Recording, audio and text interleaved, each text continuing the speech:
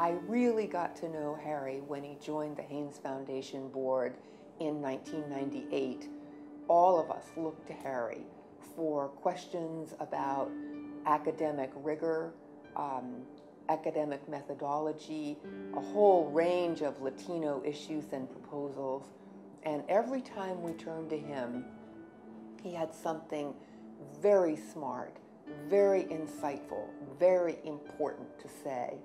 Harry is a gentleman and a scholar and a great leader in the Latino community and for our country.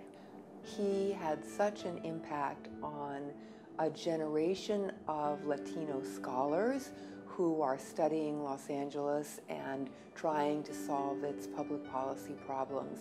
He was a model of fairness but rigor, and he's someone whose quiet grace was just really influential to his peers. Harry recognized that one of the key barriers to empowerment in Latino communities was high rates of non-citizenship, and particularly high rates of non-citizenship among immigrants legally eligible to naturalize, largely folks with 5 years or more of legal residence. At the time, the sort of conventional wisdom was that, well, they don't naturalize because they don't want to. He used research to disprove these myths.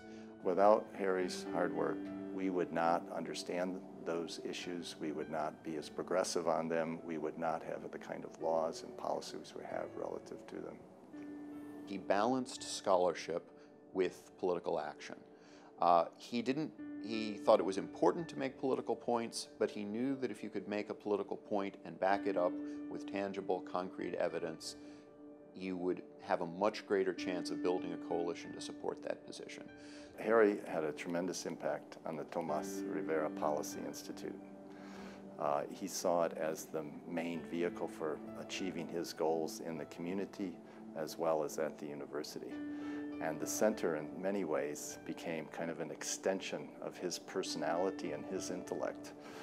TRPI is important to Latino civic activism because it provided evidence. By proving that its results were valid, people came to respect TRPI's findings, so that there wasn't sort of that initial battle of, well, this is just a Latino advocacy group, they're going to tell you what they want you to hear. No, TRPI's results were respected. And office holders know that, not just Latino office holders, and that's what was critical. I think the Institute fit Harry, and Harry fit the Institute in every way. He was such a dignified, quiet, gracious, fair person. When history looks back at Harry Pachón, I hope they look both at the man and his accomplishments. Harry was never in it just for Harry. He wanted to ensure that others had more opportunities than he did. So he trained a generation of scholars, of which I'm proud to be one.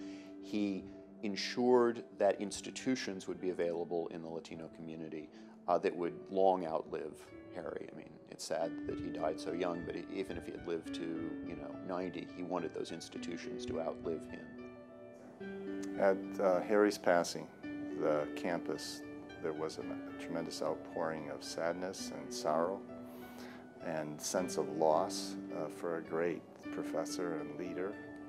But the most beautiful part of his passing was for us to reflect and identify with the things he cared about, with the values that he had. Harry believed in the American dream, and he lived it himself. He made sure that his family and friends lived it, but he wanted, more importantly, for people who maybe had less advantage than he did to live it. And that guided naturalization work, that guided the work on legalization, that guided the work on public contracting, that guided the survey research. Sort of the different parts of Harry's career were to ensure that opportunities continued for everybody.